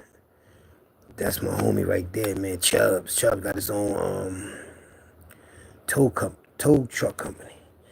Chubbs was getting money with me. Chubbs get that paper. You know, he'll tell you, man, I used to throw that polo on. That's his tow truck. You know, these my homies. These my homies from 7th Huntington, Huntington Street. My rich Puerto Rican homies. You see Puerto Ricans and blacks together. We know what that means. A lot of money involved. I told you I was gonna show y'all some real gangsters. See, one thing about me, I know a lot of people. This Mexican Rob, he passed away. He was Kensington, one of the biggest drug dealers that ever walked them streets, man. Mexican Rob. Hey, shit. This Puerto Rican boy right here from Puerto Rico, allegedly, well, he had the dope down Kensington, right? And he sat in a car, a black SUV BMW, and watched me hustle. And told Booby he wanted me to go to Jersey and Camden to help them with their block. I said, I'm not going nowhere with y'all. And look what happened. All of them got indicted. 15 alleged. You know how much money they was getting, man? Y'all know how much money they was getting? They found his ass in Puerto Rico hiding, man. They had Camden on the chokehold with that dope. And Kensington. They grabbed him, though, man. He locked up. He got his ass. You know what I mean? I was getting money with some real motherfuckers, man. I'm not showing y'all that because I'm trying to brag or nothing, but, man, I've been getting this type of money. That's how I was out here doing what I was doing, man. This ain't no, I ain't see all this shit. I wasn't just out here fucking around. I go on Facebook right now. I'm going to show y'all something real fast. I'm going to show y'all something. Come out of it. Matter of fact, no. I want to show y'all these pictures first because I don't want y'all to not to see these pictures. And then I'm going to show y'all. Hold on.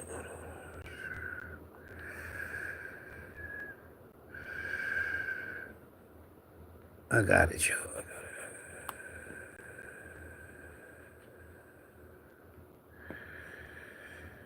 Jeff Gant, right here. This Jeff Gant. The famous Jeff Gant. Jeff gonna be boxing on February the 8th. Yup. I'm gonna make a video and Jeff gonna be boxing. Yup. Jeff used to get what's name in the business. Bernard Hopkins upgrades for it. Jeff did all that time, now he home. Uni Mims and them. Bucky and all the fly young shorties. The female Bucky was with when he got killed. That's the girl I was dealing with. I'm gonna show you a picture of her. Raddick from Richard Island. Sput, Tyreek, my homie Jersey Joe. North niggas. Stay in the feds.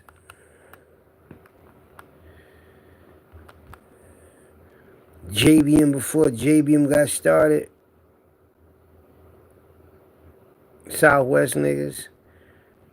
Me and my Frankfurt Chargers team, not fee. Allegedly one of the biggest drug lords in Frankfurt. You know what I mean? Allegedly Troy Leaks, a millionaire. That's the girl I was on the phone. Picture with, that's her brother, Joey. Mine was the Queen Pin. Allegedly, well, when I came home, he had a box, a gray Porsche. Allegedly had all them weed and all that, pounds and all that. Allegedly, he's a drug lord. Not fee, locked up in the feds. Free, not fee. That's me and my family, my mom, and I had a party with my brother Sekou came home from jail. Threw my brother a party. That's me right there. And my family in front of my crib. These boys, either Brown brothers. Port Richmond. They wealthy now, they rich now, but they back in them Kensington days when they had gangs and shit. They come from that era. And one day I'm going to interview them because they going to let me know about how all the biggest burglars and the white boys, them Irish burglars, plus they can fight. Hold on. Let me see. Y'all want to see the girl that was with Bucky?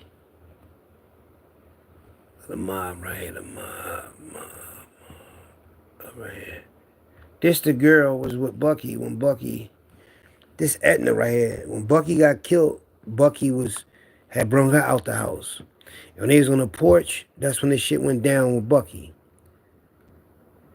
Yup, that's Etna. You know what she told me? In 91, she told me, watch myself.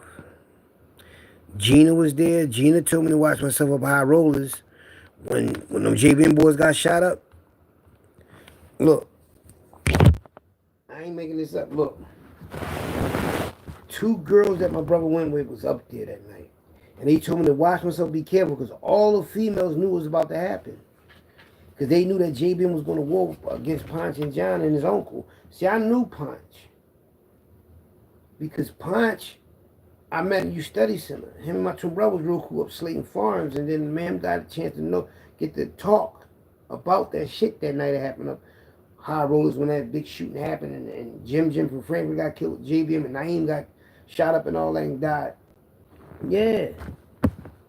Ponch was in the holding cell with me at 15th and the 15th district. He was smoking these J's he made up because he caught another case. I was fighting mine when I robbed him crack house in Frankfurt to shut the crack house down. Is out in Frankfurt. That's the 15th district. Ponch was going to court out the 15th district because he got a case with the guard. He was fighting the guards over pick. And the guards gave him a case. For mine, he got life. And man, in the holder said, why he smoking weed at the 15th district? And he told me everything. Why it happened, why that shit happened the way it did. You know? Because I think Aaron Jones allegedly smacked his uncle or gripped him up and told him to get another BMW because he the one going to be driving through West Philly and Southwest in that color 7 Series Benz. It was like a 7 Series Benz, the biggest BMW, I mean. It's a big-ass BMW. And being on Aaron Jones, pulled up in the boss, he the only one that had that car. So he gripped old head up and smacked him up or whatever, and he kept harassing old head. So they knew that JBM was locked up. And there wasn't a lot of them left. A few of them mobbing, still going to the clubs. But they went inside a club that already had guns and shit in there. You know what I mean? Unbeknown to me, the people that own the club, the girl that people that own it, I saw her that night. Yup. Thelma Wright was out there. She was in the parking lot near where I was at. It was the barbecue pit out there, and it was these beach chairs. And my homie Poo Poo was sitting on the beach chair, and he was talking to the girl Sylvia. Sylvia had these sunglasses on, and she knew me because she messed with the boy Alvin, that was a big-time drug lord in Frankfurt. And I was like a little brother to him, and I used to get money with him. And I played football, and we used to go up USA skate ring together, and that's why I think he met Sylvia at. And being though she used to always come see him, I used to always see her, and she used to always treat me like I was her younger brother. But now she fucking with my other homie. So now she's looking at me like, damn, this nigga know everybody. And I'm looking at her like, damn, you only fuck with niggas that got money. Unbeknown to me, her people's own high rollers. Yo-Yo performed that night. And how I know her people's owned it, because somebody made a comment and said, oh, you mentioned Sylvia. That's our people's own high rollers and all of those shit. And they was telling me in the comments that Ponch and allegedly hit their shit up in there, and that everybody knew they hit their shit in there. So that wasn't like no news to them, because they already knew what time it was. So they snuck the Jones in there, and he was like, oh, here Naeem came to squash it. And they thought it was my old head Naeem, like a big brother to me from 60th Street, from the Moon Gang. That's in the Nation of Islam. Dark-skinned Naeem, they robbed banks with Hilly and them. Dark-skinned Naeem with the good hair. They thought Naeem got killed, but it was the other Naeem. And the other Naeem, he had just came home from prison. And he was trying to squash the shit. And that shit went the gauge and all that.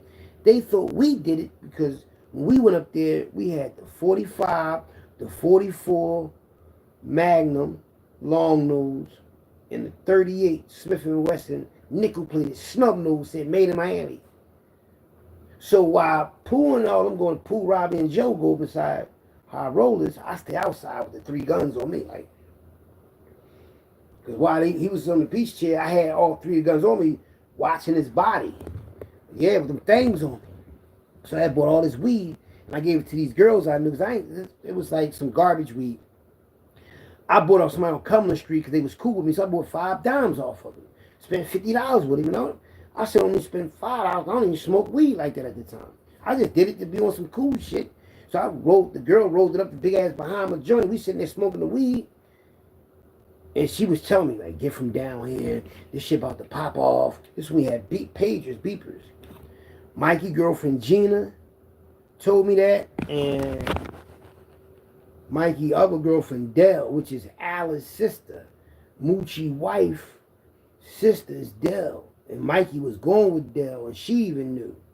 She was like, you about to leave. And the thing is, man, Mikey knew all these gangsters that wasn't in JBM.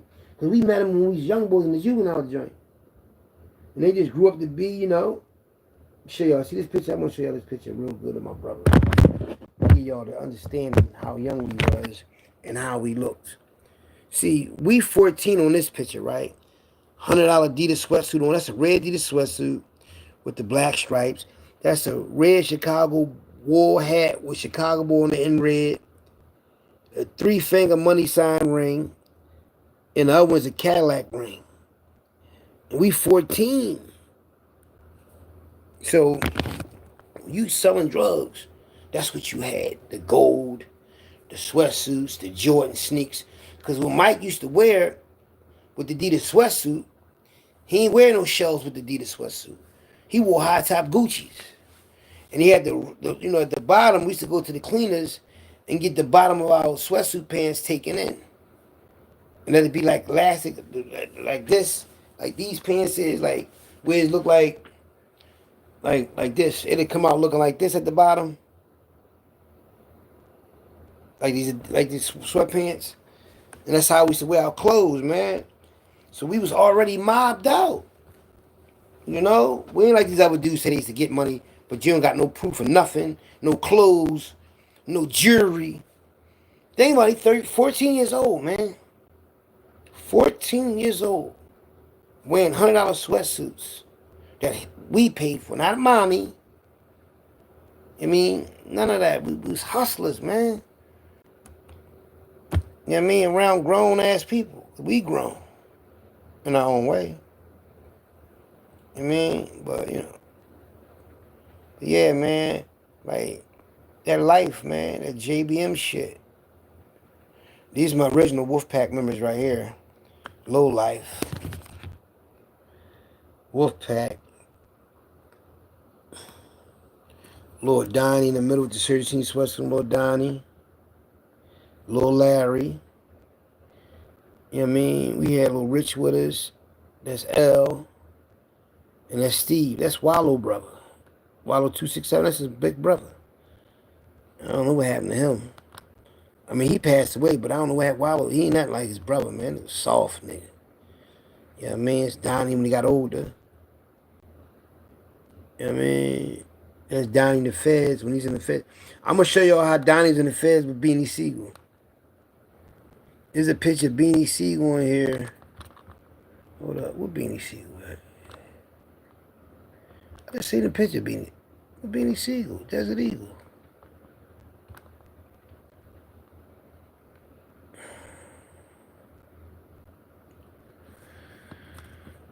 One of these pictures of him right here. I'm going to show you.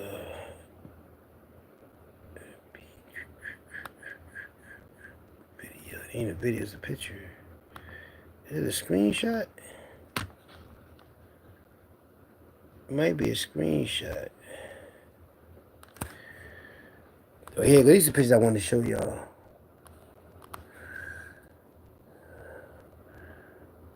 Hakeem and Muhammad. Chester niggas. West Philly niggas, heads in DeWitt. People's Butt from Richard Island, Pentown. Little Man. My cousin Reds, may he rest in peace, Pentown niggas. At the Midnight. Pentown again. Little Man Benz, the white seats. Little Man had the white seats and everything. Niggas was getting money. Hoop Street, 49 Hoop Street, my homie Houston. ST, Deuce.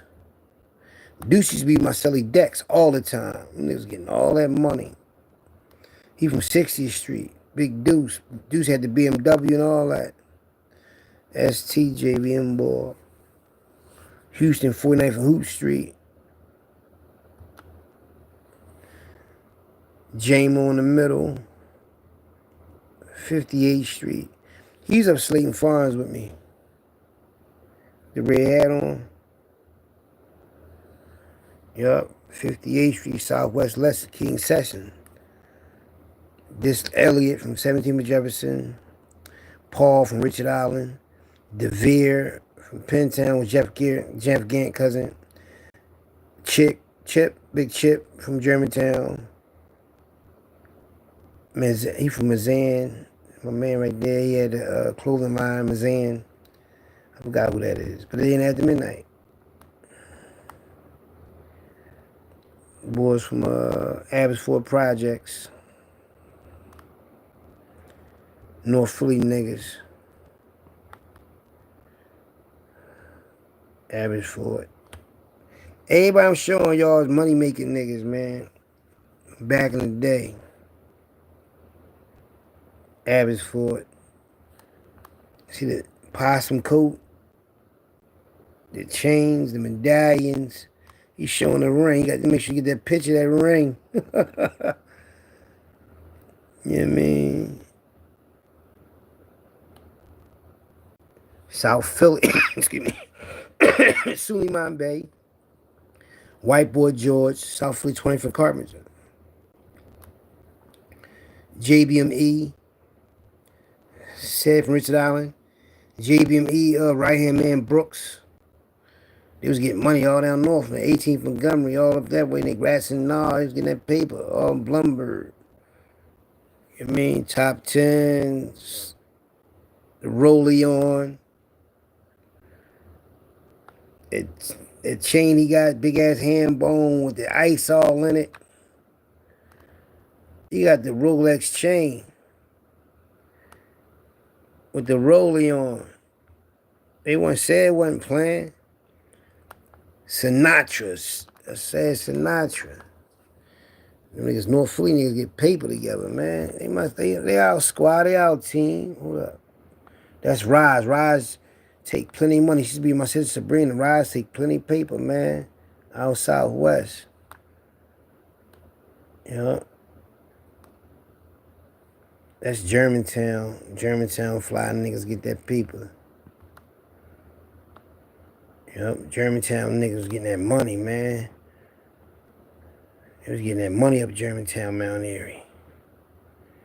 Them niggas is rich up there, man. She got the page on his jeans.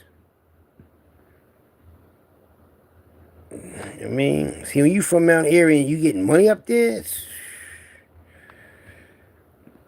JBM. Moochie right here. Gump, Black Cat, Aaron Jones.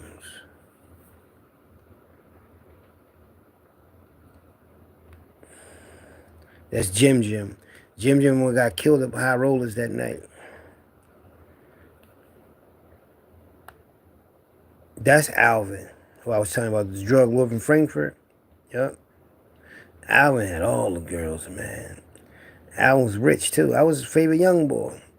That's my cousin Booney. See, they got the Gucci's on at the Midnight.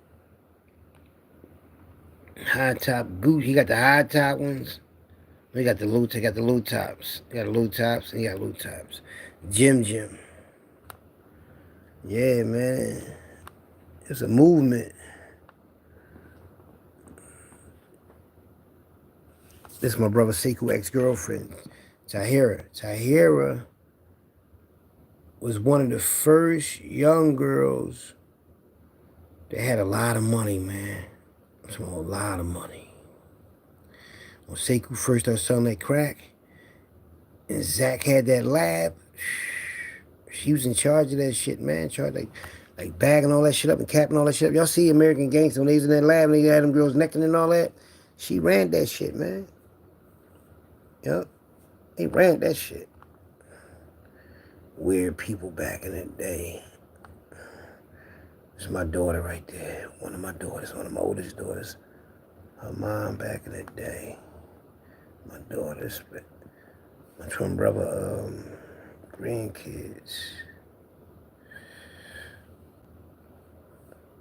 Y'all see this picture right here? That's a real ghost behind me. I took a selfie, right? I seen the Black Lagoon, picture of Black Lagoon, then I turned around, took a selfie with it. My whole screen went white.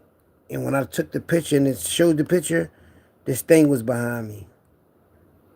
See, look, see that mist? See all that mist behind it? Ghosts come in mist. Yeah, that shit. Now look at that hand. See that hand? How the mist is covering that hand? I don't know. That's a ghost behind me. That's a real live ghost. That's not no, y'all can't even see the body, right? Ain't no body behind me. That shit is moving so fast, but I caught it with my flash. I caught a real ghost, man, moving in the mist. I know y'all don't believe that, but it's the truth. Yeah, that shit is the truth, man.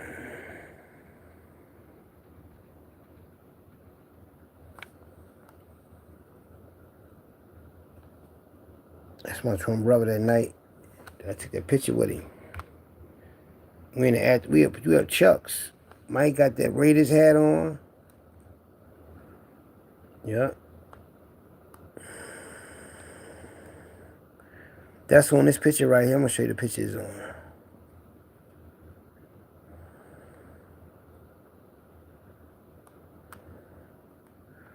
This when I came home in 05. Yeah, me and my young boy Raven, we got money. See, I had cut these jeans. Had the Timbs on, right? I was up. Sean John's sweater just came home, radio with me. And my man Khalif from 4th and York. When I was getting all that paper, they was helping me move all that shit. They helped me move all that coke. Allegedly. Gotta throw allegedly in there. See this picture right here? My brother took the jacket off. The Raiders hat on. Look how big his chain look on him when he got the jacket on. That's E. Same picture. The other boys in the same club. That's me with that shit on. Yeah, that's a leather collar. It's made in Philippines. I'm on a run. Me and Mikey 16. But yeah, though. I'm glad y'all could be on here with me today. Show y'all some JBM, ex-JBM member. But, you know, the JBM was a powerful situation that happened. But the reason why it ended, not because the JBM fucked up. It's just that the government, the system, threw the monkey wrench in. They put the shower posse in Philly to go to war against the JBM. So they can have reason to lock them the fuck up. Believe that. That's what they did. You know, and truth be told, a lot of them killings, I believe people did a lot of that shit, man. I think so. You know what I mean? The shit happened to Tobin's Inn. Allegedly, Aaron Jones was in that motherfucking restaurant. And was in that restaurant when that shooting happened. Some people said he just left out of there. But he was still in that restaurant. You know? A lot of people ain't know how he looked. But you know what I realized too, though? Even though it was a hit on Aaron Jones, from what my understanding was,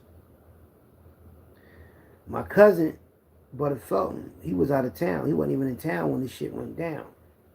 You know what I mean? But when everybody else was in, I guess, in the city, whoever pointed that other man out with his family, they really wanted that family dead. But they was hyping South Philly up that they had Aaron Jones in their sights. But Aaron Jones is there, but it was a change of plan at the last minute.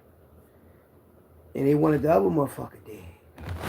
Because he was a real black man with power that wasn't in the game. And he's more dangerous than a JBM boss to the white man. Because in the white man's eyes, a black mafia will destroy each other and destroy the neighborhood. But a black man that's not in the game, that's powerful, can help his people and destroy the black economics. The white economy. Because that black man can influence other black people to do what he's doing and rise up. So at the last minute, they said that's Aaron Jones right there and pointed to the wrong motherfucker and got him out the way. So law enforcement was down with the demise of black people in Philadelphia as well as the drug game. So don't never think that the black people in Philadelphia want to kill each other, because that's not even the case. Because before they knew about the black mafia was doing their thing. Before they knew about JBM was doing their thing. But soon as the shower posse come over here by way of the system, look what happened. That's why you don't supposed to believe nothing you hear and a little bit what you see. Of course it was a mafia. But why was the mafia formed in the first place? To help the black people out. That's how the black mafia was. Because there was so much corruption with the Italian mafia and the police fucking with black people, that black people stood up and said, man, fuck this gang war shit. Let's come together, have our own shit, and go against these devils. And that's what happened. And that's what happened the second time with the JBM. Crack cocaine came to Philadelphia, and they wanted to maintain and have order. Because Philly was out of order. JBM was formed by some real important black intelligent men that had education. Not that it was from the, and once they knew that, once the system knew that, hold up, we got to stop this shit from happening. We got some intelligent black men forming a black mafia to help their people. Oh, we got to throw monkey wrench in there, so they threw the monkey wrench in. And that's what really happened. Damn. I'm an ex-JBM member. I'm proud that I'm just a member of being a black man. That's how I look at it. Hey, can't lock me up for something that that allegedly happened. I was a small fish in the ocean that grew up to be a shark, a megalodon. I'm still here to talk about it. Y'all heard exclusive content about a homicide from Brian Moosey Thornton about his case that he called me from the federal system, which I heard. I got more audio than that. I got audio from a couple of JBM gangsters, top enforcers, and all that. I talk to kingpins and drug lords and killers all the time. And believe it or not, when I talk to them, they don't even realize when I talk to them the way I talk to them, the way they talk to me, that's all content. Content. I'm out of here, y'all. Y'all take it easy. You know what I mean?